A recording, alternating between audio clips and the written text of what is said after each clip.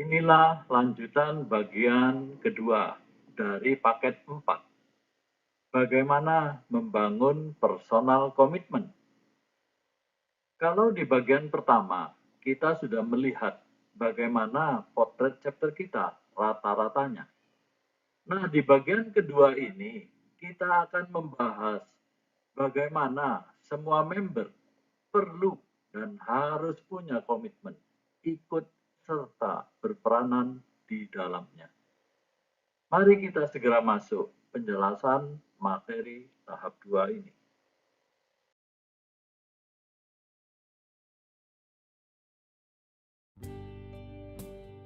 Sebelum kita masuk pembekalan, kami mau ajukan pertanyaan yang tentunya tanpa perlu dijawab. Cukup merupakan evaluasi semua kita. Pertanyaan pertama, apakah Anda sudah mengerti mengapa Anda ada di dalam wadah FGP MFI ini? Pertanyaan kedua, mengertikah Anda mengapa Tuhan bawa Anda masuk dalam komunitas ini? Pertanyaan ketiga, apakah tugas pelayanan ini ada reward-nya dan punishment-nya? Itu yang perlu Anda ketahui.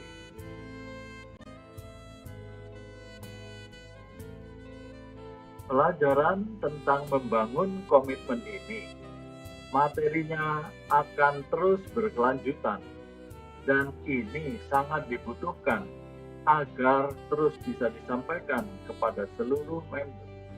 Perlunya menangkap visi, mengerti calling-nya untuk terjadinya komitmen semua member. Disinilah titik poinnya, karena FGB MFI tidak mencetak followers, tetapi lebih kepada impactful leader. Bagaimana menjadi murid dan Kopassus, kata Pak Yohanes Nayawan. Bahkan Pak Ardian Kristanto menyebutkan FGB MFI adalah leader di marketplace dalam penjangkauan jiwa. Nah, mari kita simak kelanjutannya.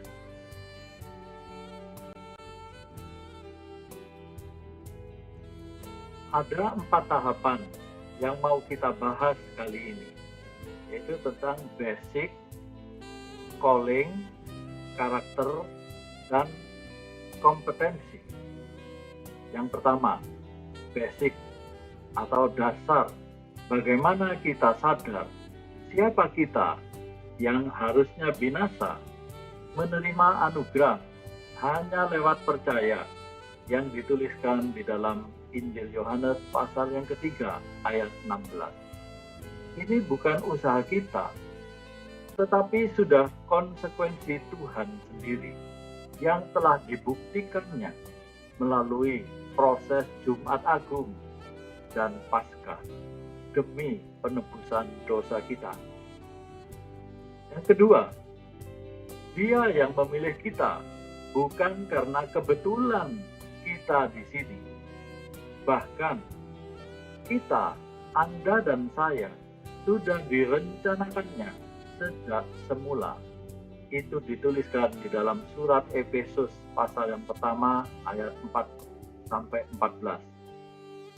Inilah yang membuat kita mengerti calling kita. Ketiga, kalau kita mau terlibat dalam tugas melanjutkan visi ini, itu karena kita sadar bahwa kita ini adalah anak atau ahli waris. Apa yang Bapak punya, itu juga merupakan bagian kita. Itu dituliskan di dalam Injil Lukas pasal 15 ayat 31. Dan inilah yang menjadikannya sebuah karakter dan gaya hidup FGP Man. Yang keempat, contoh murid-murid yang awalnya cuma sebagai followers. Bahkan boleh dikatakan pengecut. Tetapi setelah pencurahan Roh Kudus yang dituliskan di dalam kisah para rasul pasal yang kedua, punya kompetensi, kemampuan, skill, dan tanggung jawab menjadi pelayan rasul Tuhan Yesus dan tetap berkomitmen sampai akhirnya. Bukan karena mereka bisa, tetapi semua hanya oleh karya kuasa Roh Kudus yang telah dikirimkan Bapa dan yang tinggal pada setiap orang percaya. Itu dituliskan di dalam Kisah 1 ayat ke-8. Dan termasuk juga kepada kita, Anda dan saya.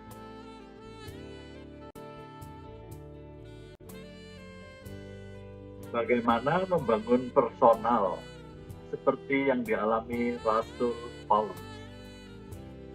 Sekarang kita fokus bagaimana membangun personal komitmen. Karena tanpa memiliki komitmen dari semua member, itu adalah sama dengan mustahil atau khayalan belaka. Mari belajar bagaimana kisah historis dari seorang tokoh besar yang mengalami transformasi. Tentunya, minimal kita tahu tentang bagaimana seorang Saulus, salah satu pelaksana tugas di keanggotaan Sanhedrin. Ini adalah sebuah mahkamah agama yang terdiri dari imam-imam besar yang beranggotakan kurang lebih 70 orang sesepuh dari golongan Farisi dan ahli Taurat. Nah, karena Saulus pada saat itu usianya masih muda, ditunjuklah dia sebagai pelaksana tugas keputusan Mahkamah Agama untuk menangkap, menganiaya, dan membunuh orang Kristen. Bisa berubah secara drastis menjadi Rasul Tuhan hanya karena perjumpaannya dengan Yesus. Inilah historinya, yang secara rohani dan secara spiritual bagaimana bisa berubah sikap secara total. Pernahkah terpikir olehnya Saulus itu bisa menjadi seorang rasul Tuhan dengan harus mengalami banyak penderitaan, aniaya, bahkan rencana pembunuhan, dan diakhiri dengan terbunuhnya dia? Tentu tidak, kan? Dikarenakan Paulus sudah dalam blueprint-nya Tuhan. Kita semua tunas liar telah dicangkokkan pada pokok zaitun yang penuh getah. Itu dituliskan di dalam surat Roma pasal yang 11 ayat 17. Ini sudah dalam skenario sang arsitek. Lewat pelayanan Paulus, kita diselamatkan. Pertanyaannya, Anda mau seperti Paulus? Apakah Anda siap menjadi seperti Paulus? Tentunya perlu berpikir 2 kali, ya kan? Sulit menjawabnya, Pak. Tentu ini tidak mudah. Memang ini tidak mudah. Semua harus alami seperti Paulus. Tetapi jangan khawatir. Di SGB MFI, kita dipanggil dengan pola yang berbeda-beda, masing-masing sesuai kemampuan kita. Tetapi, ikuti aja apa yang Tuhan mau, lakukan aja. Apa yang menjadi tugas kita, lakukan itu dengan setia. Karena Tuhan yang berdaulat atas hidup kita. Kalau Tuhan yang merencanakannya, pasti kita juga dimampukannya. Jadi jangan khawatir tentang hal ini. Dituliskan di dalam Injil Matius pasal 25 ayat 21 tentang setia dengan perkara yang kecil akan diberikan perkara yang lebih besar.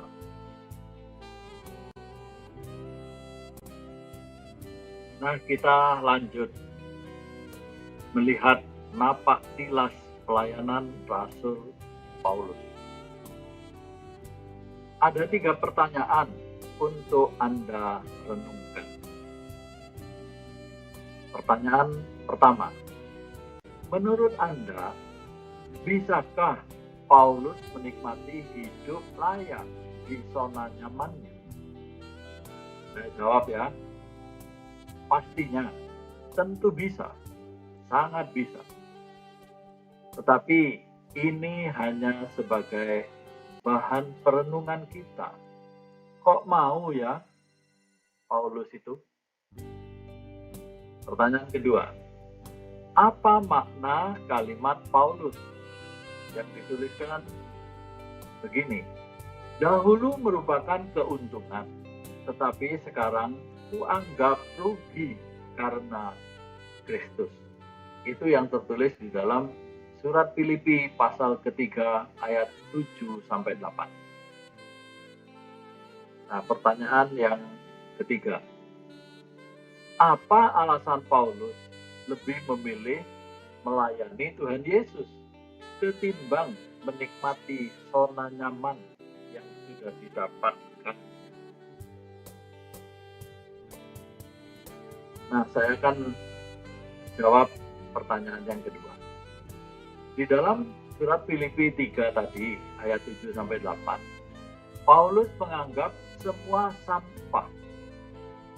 Seseorang yang mengalami Tuhan, mata rohaninya sudah melihat sorga, seperti yang dialami oleh Saulus. Itulah yang membuat apa yang sekarang ini cuman fantasi sesaat.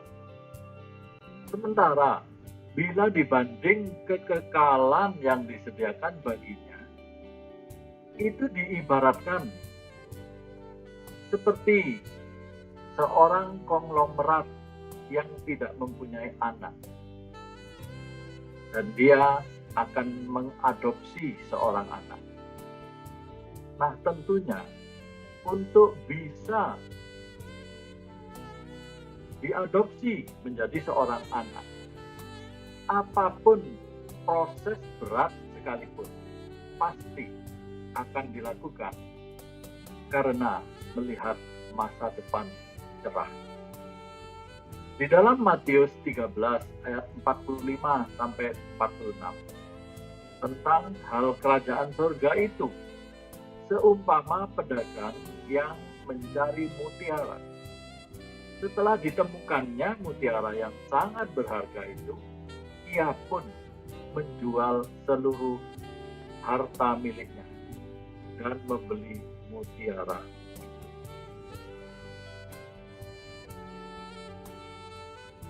Pertanyaan yang ketiga, ini jawabnya. Paulus sudah tidak bisa lari dari rencananya, rencana Tuhan, Pak, untuk menjadi rasulnya.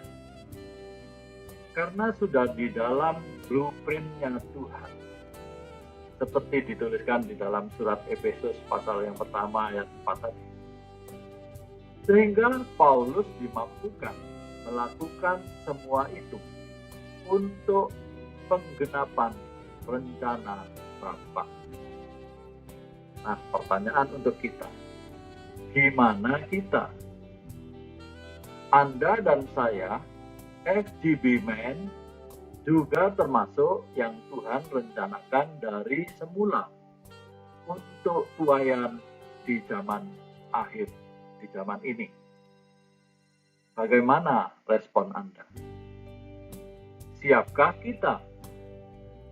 Inilah yang dimaksud proses terjadinya calling, karakter, dan kompetensi itu. Sehingga terjadi komitmen di antara semua member. Ternyata ada maksud Tuhan yang tidak bisa kita mengerti, di mana melalui pelayanan Pauluslah kita, orang yang disebut tunas liar tadi, dicangkokkan kepada pokok yang penuh getah. Kita diberikan anugerah keselamatan. Inilah tugas FGB MFI. Diutus bukan untuk domba-domba yang sudah punya kandang, tetapi di marketplace. Itulah Paulus zaman ini. Tuhan sedang mempersiapkan orang-orang, layman, pengusaha, kita, Anda dan saya, yang siap melayani dengan kuasa untuk ikut memainkan peran di zaman ini. Tentunya, kalau kita mau berkomitmen melayani dengan maksimal, tentunya pasti Tuhan pun tahu memenuhi yang menjadi kebutuhan kita juga.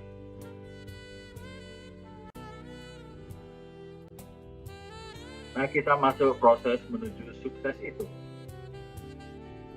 Coba diingat-ingat, bagaimana dulu proses waktu kita pacaran? Apa pakai hitung-hitungan untung ruginya? Tentu tidak, bukan?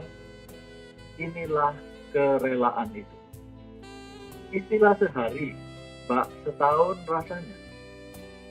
7 samudra, aku siap seberangi.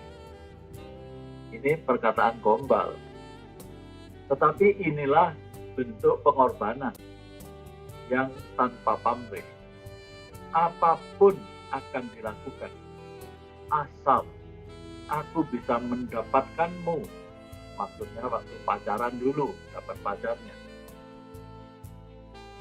Apa perlu tanda jasa dari seorang mertua setelah mendapatkan cinta anaknya? Ya pasti enggak lah ya. Sudah jadi menantu, tentu sudah kamsia banget. Dan besok juga masih punya hak waris lagi. Kurang apa kita? Nah, menjadi member FGB itu gampang. Cukup membayar 100.000, Anda mendapatkan kartu member FGB MFI. Tetapi, untuk menjadi the real FGB man, itu prosesnya panjang. Ini ibarat bagaimana mendapatkan calon istri tadi. Dibutuhkan kerelaan, pengorbanan, tanpa pamrih, tanpa tanda jasa. Itulah the real FGB man. Nah, sebagai penutup, saya mau kasih PR untuk bacaan. Ini sebagai landasan pelayanan FGB MFI yang terdapat di dalam 1 Korintus pasal 9 ayat pertama sampai 27. Tolong dicatat, ini PR. Dan surat Roma pasal 15 ayat 14 sampai 21. Inilah visi itu dan contoh keteladanan. Paulus, saya katakan, dia adalah FGB man pertama sebelum Demos Zakaria yang Tuhan persiapkan bukan untuk bangsa Yahudi, tetapi di luar bangsa Yahudi, yaitu marketplace. Itulah kita FGB man. Anda dan saya adalah Paulus zaman ini, diutus di marketplace. Apakah ada reward-nya dan punishment-nya? Coba Anda baca di dalam Injil Matius pasal yang ke-25. Di situ berbicara tentang talenta. Disitulah Anda mengerti adakah reward-nya dan punishment-nya.